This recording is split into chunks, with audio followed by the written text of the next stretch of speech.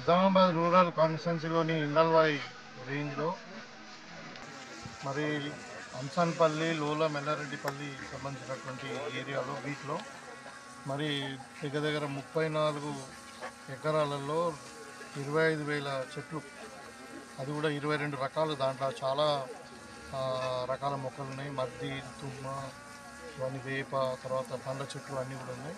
ఇవాళ ఇక్కడ ఈ వన మహోత్సవంలో భాగంగా పాల్గొని మరి చెట్లు నాటడం జరిగింది.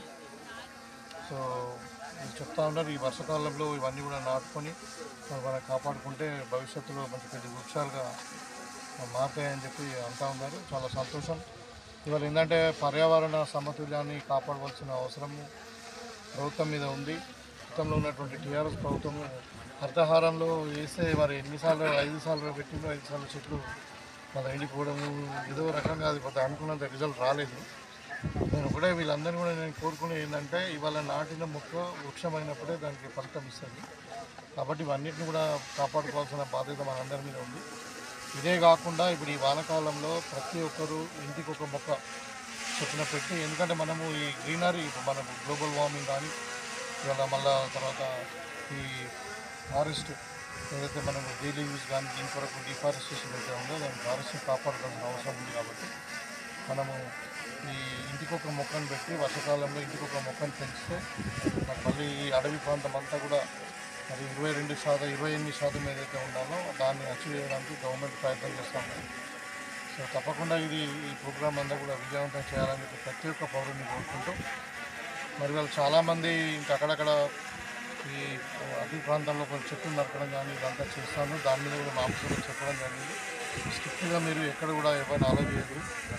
మీరు ఎక్కడైతే మీరు ఈ శాటిలైట్ సర్వే ఎక్కడైతే ఉంటుందో అవన్నీ కూడా మొత్తం ఫెన్సింగ్ తవ్వేసి మరి మన అడవిని కాపాడుకోవాల్సిన బాధ్యత మన మీద ఉంది. కాబట్టి మనందరూ కూడా సూచనలు ఇస్తూ మరి ఈ వానాకాలంలో తెలంగాణలో మొత్తం కూడా కొన్ని లక్షల మొక్కలను నాటి మరి ఈ మన పరివారాన్ని మన తెలంగాణను ఇంకా వర్షాలు ఎక్కువ పడేటట్లు చేసుకోవాలని చెప్పి మేము భావిస్తాం. గతంలో ఎన్నడూ లేని విధంగా మరి గెలిచిన 8 నెలల్లోనే రైతాంగానికి ఇచ్చినటువంటి మాట ఏదైతే మనకు రైతులకు రుణమాఫీ చేస్తామని చెప్తున్నామో 2 లక్షల రూపాయలు ఏకకాలంలో, మరి మీకు అందరు కూడా తెలుసు, గతంలో పరిపాలించినటువంటి టీఆర్ఎస్ పార్టీ తెలంగాణను 7 లక్షల కోట్ల రూపాయల అప్పు చేసి అప్పుల పాలు చేసినటువంటి సందర్భంలో మరి ప్రజలకు ఇచ్చినటువంటి మాట నిలబెట్టుకోవాలి.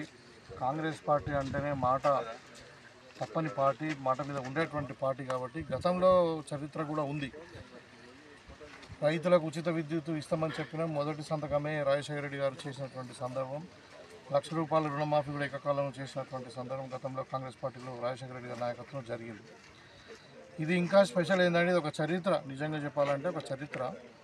మన దేశంలో 29 రాష్ట్రాలు ఉన్నాయి. 29 రాష్ట్రాలలో ఈ పథకం ఎక్కడ కూడా ఇంత ఫాస్ట్గా అమలు కాలేదు. 32,000 కోట్లు బ్యాంకు ద్వారా ట్రాన్సాక్షన్ అనేది అసలు దేశ చరిత్రలోనే జరగదు. ఈవెన్ ప్రైవేట్ సెక్టర్లో కూడా జరగదు. సో ఇది మరి ఎన్ని ఇబ్బందులైనా ఇవాళ మనం రైతులను రుణ విముక్తులు చేయాలన్న ఆలోచన ప్రభుత్వం. గతంలో చూసినాం మనం, రైతులు చాలామంది 1-2 లక్షల రుణాలకే ఆత్మహత్యలు చేసుకున్నటువంటి సందర్భం. ఇవాళ రైతు ఏమనుకుంటాడంటే, మాకు భూమి ఉంటే ఎంత అయితే గౌరవం ఉంటుందో అప్పు లేకుంటే కూడా అంతే గౌరవంగా బతుకుతాడు. ఒక రైతు ఇంటి ముందు అప్పుల వాడు నిలబడ్డాడంటే వాడు క్షోభించిపోయి మరి ఆత్మహత్య చేసుకునేటువంటి పరిస్థితులు ఇవాళ తెలంగాణ వ్యాప్తంగా దగ్గర 70 లక్షల మంది రైతులను ఆ బ్రాకెట్ ఏదైతే మనకు 2018 డిసెంబర్ 12 నుండి మరి 9 డిసెంబర్ 2023 వరకు ఉన్నవారు అందరూ కూడా 2 లక్షల రూపాయలు రుణమాఫీ చేయడం జరిగింది. అయితే ఇప్పుడు మొన్న 1 లక్ష వరకు ఒకసారి చేయడం జరిగింది. ఇప్పుడు ఈ ఫస్ట్ 30th లోపల మళ్ళీ 1,00,000 రూపాయలు, ఆగస్టు 15 లోపల 2 లక్షల రూపాయలు రుణమాఫీ చేస్తాం. అయితే ముఖ్యంగా మీకు మీ పత్రికల ద్వారా నేను తెలియజేసానంటే, చాలామంది రైతులు అక్కడక్కడ కొంచెం మాఫ్ కాలేదు, ఇంకేదో ఇబ్బందులు ఉన్నాయని అంటూ ఉన్నారు. అన్నిటికి కూడా ఏం చేసామంటే, ఇప్పుడు అగ్రికల్చర్ ఎక్స్టెన్షన్ ఆఫీసర్స్కు బాధ్యతలు అప్పచెప్పినాం. సో వాళ్ళకు ఒక యాప్ డౌన్లోడ్ చేసుకొని ప్రతి అగ్రికల్చర్ ఎక్స్టెన్షన్ ఆఫీసర్కి ఒక యాప్ ఇచ్చారు. దాంట్లో మీ ఆధార్ కార్డులు ఫీడ్ చేసి చూస్తే మీకు ఏ కారణం చేత నీకు లోన్ ఆగిపోయింది అన్నది తెలుస్తుంది. అంటే ఫ్యామిలీ ప్రూఫ్ లేదా, లేకుంటే ఇంకా కేవైసీ ప్రాబ్లం ఉందా, లేదంటే ఇంకా ఆధార్ ప్రాబ్లం ఉందా, ఏదైనా తెలుస్తుంది. అందుకనే ఇవాళ జనరల్ ట్రాన్స్ఫర్స్ అయినప్పటికీ మరి ఇవాళ అగ్రికల్చర్ ఎక్స్టెన్షన్ ఆఫీసర్స్ను ఒక నెల రోజులు కూడా ట్రాన్స్ఫర్స్ ఆపేసి ప్రతి రైతుకు రుణమాఫీ చేసేదాకా వీళ్ళందరూ కూడా బాధ్యత తీసుకొని ఈ రుణము ఏది మనకి వచ్చిన డబ్బులు కూడా వేరే విధంగా వేరే సైడ్ ట్రాన్స్ఫర్ కాకుండా టోటల్ రైతుల అకౌంట్లోనే జమ చేయాలని, ఏదైనా అవకతవకలు తగ్గితే అధికారుల మీద సీరియస్గా కఠినమైన చర్యలు ఉంటాయని చెప్పి ప్రభుత్వం సీరియస్గా చెప్పడం జరిగింది. కాబట్టి నేను ఒకటే విజ్ఞప్తి చేస్తా ఉన్నా, రైతులు ఎవ్వరు కూడా ఆందోళన చెందాల్సిన అవసరం లేదు. ఇవాళ ప్రభుత్వం ఒక మాట ఇచ్చింది, కాంగ్రెస్ పార్టీ ఒక మాట ఇచ్చింది, దాని క్యాబినెట్లో నిర్ణయం తీసుకొని జీవో ఇచ్చిందంటే అది 100% అమలై తీరుతుంది. సో కాబట్టి కొంచెం వారం రోజులు ఆలస్యమైనా కానీ మరి మీరు తప్పకుండా మీకు అందరు కూడా రుణం మాఫ్ అవుతుంది, ఎవరు కూడా ఆందోళన చెందాల్సిన అవసరం లేదు. మీ ఆధార్ కార్డులు, బ్యాంక్ అకౌంట్లు తీసుకొని మీరు ఏదైనా సమస్యలు ఉంటే మరి ఈ అగ్రికల్చర్ ఎక్స్టెన్షన్ ఆఫీసర్కు ఏదైతే పెట్టిందో ఆయన దగ్గరికి పోయి మీరు మీ రుణమాఫీ చేయించుకోగలరని చెప్పి మాకు